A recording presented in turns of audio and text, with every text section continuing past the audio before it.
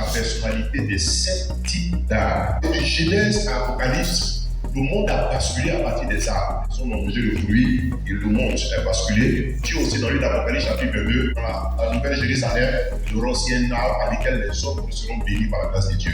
La plupart des temps, lorsque Dieu veut parler à des hommes, il symbolise la parole qui veut dire à des hommes à partir des arbres. Chaque arbre que la Bible mentionne révèle une personnalité précise d'une femme ou d'un homme. Marc chapitre 8, verset 24. Donc ce monsieur, quand Jésus lui ouvre les yeux, il dit j'aperçois des hommes, mais j'en vois comme des arbres. En réalité, qu'est-ce qu'il voulait dire ici? Que les hommes que je vois là, ils ressemblaient à peu près à des arbres. Ils n'avaient pas mal vu. Mais en réalité, il est en train de voir de manière spirituelle. À savoir, il y a des personnes qui vivent dans ce monde-là, mais qui symbolisent les arbres. En Juge chapitre 9, verset 8, les arbres sont partis pour oindre un roi et le mettre à leur tête. La plupart du temps, ce sont les hommes qui vont pour oindre. Mais ici, la Bible dit que ce sont les arbres qui sont allés mettre de l'huile d'onction sur la tête de quelqu'un. Derrière cette personnification des arbres, c'est cache quelque chose qu'il est important de savoir. Chaque arbre a un rôle précis, et chaque rôle précis d'un arbre représente aussi le rôle précis d'un enfant de Dieu ou d'une enfant de Dieu.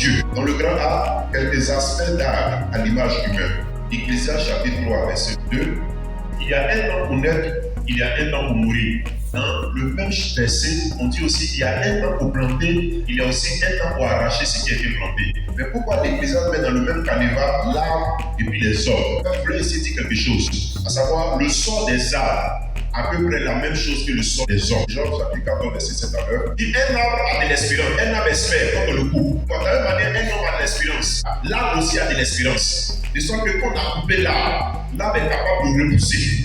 En d'autres termes, quand un homme est touché et que son esprit n'est pas touché, cet homme est capable encore de rebondir. Si on ne t'a pas tué, tu as encore de l'espoir. La seule chose qu'on n'a pas pu faire à l'arbre, c'est de l'arracher. Le problème de l'arbre, quand tu l'arraches, c'est fini. Mais si tu l'as coupé, c'est pas fini parce que ça va encore produire par la grâce de Dieu. La nature de l'arbre correspond à la nature de l'homme. On peut te frapper, on peut te taper, on peut t'abattre. Mais si on ne t'a pas tué, il y a encore toujours la sève en toi qui peut te permettre de produire. Regardez notre Seigneur Jésus par exemple. Ils l'ont chicoté, ils l'ont flagellé, ils l'ont mis à la croix. Mais la vie du roi, Dieu l'a souverainement élevé au point où il est allé s'asseoir à la droite du Père. Mais pourquoi il est allé s'asseoir à la droite du Père? Parce que ce n'est pas fini quand il a l'espérance. Une des choses qui donne la force à un homme, c'est son espérance. Donc tu crois, tu symbolises un arbre. Tu peux tout te faire. Mais s'il ne veut pas l'arracher, car c'est Dieu ce qui peut t'arracher, Dieu va te permettre de produire à nouveau. Je prie que ceux qui t'ont coupé, tu vas y produire au niveau au nom de Jésus-Christ. Regardez au verset 8. Même quand sa racine a vieilli dans la terre, même son tronc meurt dans la poussière, il revêtit à l'approche de l'eau. Il pousse ses branches comme une jeune plante. On parle toujours de là. C'est quoi? Sa racine est toujours à terre. Ça paraît vieillissant.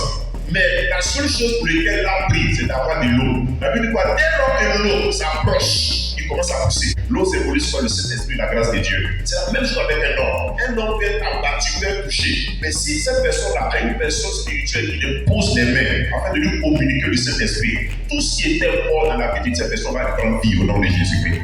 Le Saint-Esprit, c'est ce qui donne vie aux gens. C'est ce qui donne la force aux gens. C'est la même chose. Pour que le Saint-Esprit donne vie aux gens, il faut vraiment que quelqu'un lui pose les mains. La même manière aussi, pour qu'un arbre reproduise, après avoir tout perdu, il faut qu'il y ait quelque part quelqu'un qui vienne l'arroser. Le Somme chapitre 1, verset 1 à 3. Cette personne-là, il pousse son plaisir dans la loi et qu'il a fini chez lui. Il est comme un arbre qui est planté près d'un courant d'eau. À savoir, un arbre qui est planté près d'une rivière. Pourquoi? Parce que l'eau, c'est la substance de l'arbre. Et comme cet arbre-là est planté près d'une rivière, il donne son fruit en sa saison et dont le feuillage ne se flétrit point, et en plus de ça, tout ce qu'il fait lui réussit. C'est pourquoi l'une des particularités des enfants de Dieu, c'est le Saint-Esprit. Quand un enfant de Dieu est rempli du Saint-Esprit, tout ce qu'il fait lui réussira par la grâce du Seigneur. La vie des enfants de Dieu, d'un homme de Dieu, la vie d'un chrétien qui est capable de réussir, c'est cette vie-là qui est près d'une source d'eau, qui est près du Saint-Esprit. Non pas dire que l'arbre va produire tous les jours, mais l'arbre va produire à sa saison. Vous savez que dans ce monde-là, tous les fruits ont leur saison. Quand quelqu'un a la grâce de Dieu en lui, Dieu peut le bénir. Sa saison ne va jamais dépasser ça. À savoir, sa saison, c'est le mois de novembre. Quand le mois de novembre va arriver, tout ce qui est en lui, qui symbolise sa saison, va commencer à s'ouvrir.